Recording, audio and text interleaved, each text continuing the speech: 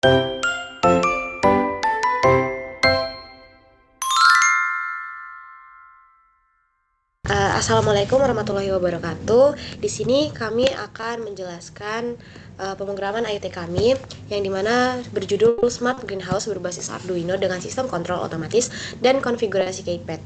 Yang dimana saya dengan Elisha Anastasia Lubis dengan NIM 2024-32047 dan teman saya Jenny Agustina Rahman 2024-32041. Yang dimana yang pertama itu latar belakang. Smart Greenhouse merupakan sebuah sistem rumah tanaman berbasis teknologi yang dirancang untuk mengontrol kondisi lingkungan secara otomatis. Dalam sistem ini digunakan berbagai jenis sensor seperti sensor analog untuk membaca cahaya dan suhu, serta sensor digital untuk mendeteksi gerakan.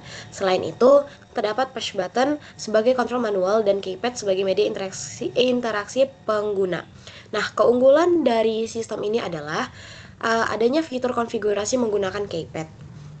Dengan fitur ini, pengguna dapat mengatur parameter seperti batas suhu dan intensitas cahaya tanpa perlu mengubah program pada Arduino-nya. Nah, data pengaturan tersebut juga disimpan dalam EEPROM sehingga tetap tersimpan meskipun sudah dimatikan sistemnya.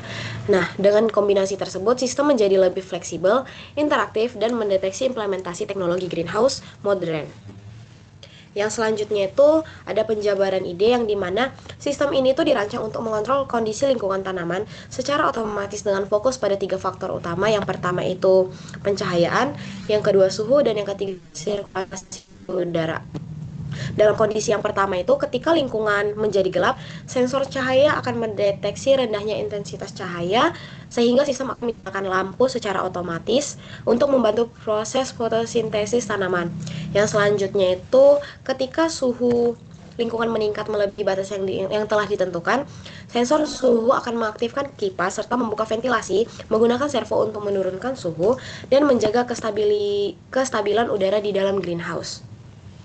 Nah, selain itu juga sistem dilengkapi dengan sensor peer untuk mendeteksi aktivitas di sekitar greenhouse sebagai bentuk monitoring tambahan.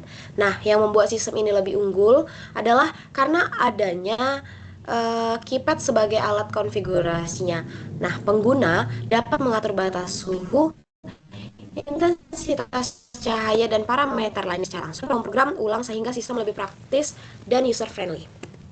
Nah, selanjutnya untuk apa sih sistem ini dibuat? Nah, yang pertama, tujuan utama dari sistem pembuatan sistem ini tuh untuk meningkatkan efisiensi dan efektivitas dan pengelolaan lingkungan tanaman. Nah, yang pertama, sistem ini membantu meningkatkan keamanan dengan adanya sensor yang mampu mendeteksi aktivitas di sekitar greenhouse. Nah, yang kedua itu, sistem juga menjaga suhu tetap stabil secara menghemat energi, karena perangkat seperti lampu dan kipas hanya akan aktif saat dibutuhkan. Nah, selanjutnya itu sistem ini juga mengurangi kebutuhan kerja manual sehingga pengguna tidak perlu terus-menerus memantau kondisi lingkungan. Dan yang terakhir itu, proyek ini juga berfungsi sebagai simulasi sistem industri dalam skala kecil sehingga dapat memberikan gambaran penerapan teknologi IoT dan otomatisasi di dunia nyata. Nah, yang selanjutnya itu ada beberapa komponen sistem yang dimana itu inputnya itu seperti push button, sensor LDR, sensor TMP36, sensor peer, dan keypad, dan juga ada outputnya itu seperti relay, motor DC, dan servo motor. Nah, yang pertama komponen dan fungsinya itu yang pertama itu adalah Arduino, yang dimana Arduino itu yaitu mikrokontroler utamanya atau pusat pengendali seluruh sistemnya. Yang kedua itu ada keypad yang 4x4 yang dimana fungsinya itu untuk menginput konfigurasi dari user seperti password atau menu kontrolnya. Yang ketiga itu ada peer sensor yang dimana itu fungsinya untuk mendeteksi gerakan manusia. Yang keempat ada LDR yaitu untuk sensor intensitas cahaya dan mendeteksi kondisi terang atau gelapnya dalam lingkup tersebut. Yang kelima itu ada sensor suhu yang dimana itu untuk mengukur suhu ruangan. Yang selanjutnya ada push button untuk kontrol manual on off system, relay untuk mengontrol lampu dan beban listrik, lampu untuk output pencahayaan, motor DC untuk pendingin ruangan atau kipasnya, transistornya itu untuk driver motor DC yang memungkinkan kontrol PWM, dan resistor untuk membatas arus untuk melindungi komponen, dan yang terakhir ada servo untuk mengatur ventilasi seperti membuka atau menutup sesuai kebutuhan. Oke, selanjutnya masuk ke alur kerja sistem. Yang pertama itu ada input, yang dimana sistem menerima beberapa input berupa push button sebagai control on off, sensor LDR untuk mendeteksi cahaya, sensor suhu untuk membaca kondisi temperatur lingkungan, yang selanjutnya itu ada sensor peer untuk mendeteksi gerakan, dan yang terakhir itu ada keypad yang dimana untuk melakukan konfigurasi parameter sistem. Selanjutnya ada proses yang dimana Arduino membaca semua input kemudian memproses data tersebut dengan membandingkan nilai sensor terhadap threshold yang telah ditentukan atau disimpan di EEPROM. Jika keypad digunakan, sistem masuk ke mode konfigurasi untuk mengatur parameter seperti batas suhu, cahaya, dan kecepatan motor, lalu menyimpannya ke EEPROM. Nah, yang selanjutnya itu ada output, yang dimana berdasarkan hasil proses, sistem mengontrol beberapa output, yaitu lampu melalui relay yang menyala saat kondisi gelap, kipas melalui PWM yang aktif saat suhu tinggi, dan servo yang membuka atau menutup ventilasi. Selain itu, indikator juga dapat aktif ketika sensor peer mendeteksi adanya gerakan. Selanjutnya akan dijelaskan oleh teman saya. Baik, sesuai dengan penjelasan teman saya tadi, ini adalah gambar diagram proses dari sistem kita. Untuk input kita ada 1, 2, 3, 4, 5, dan prosesnya adalah Arduino, terus sensornya dibaca, kemudian menghasilkan 4 output, yaitu relay lampu, kipas, motor DC, dan juga servo ventilasi. Next. Nah, untuk rangkaiannya akan kami tampilkan.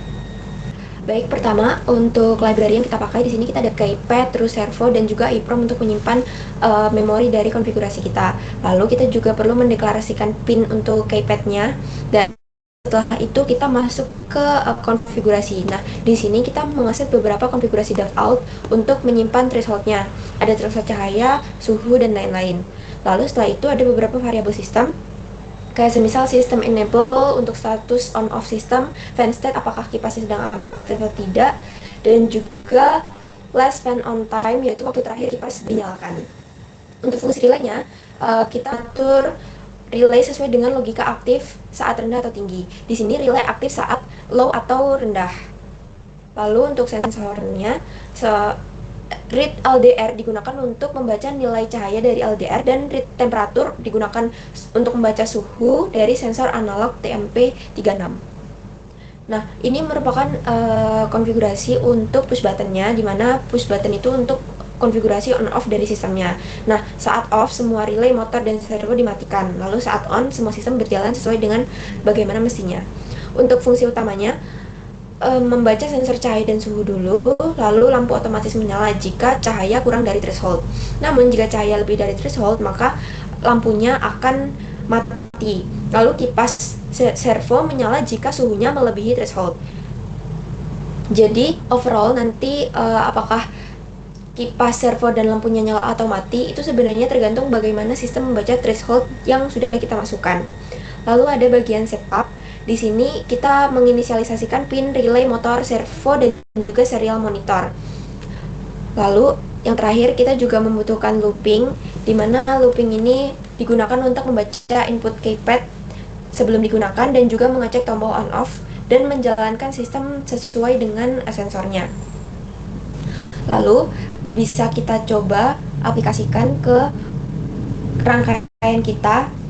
Di sini kita belum memasukkan keypad atau konfigurasi keypad, tapi di sini kita sudah menggunakan konfigurasi default, di mana untuk threshold cahaya itu ada 800, threshold untuk temperatur itu 30 derajat, fan ada 180, fan delay-nya ada 3, dan juga servonya akan terbuka 90 derajat.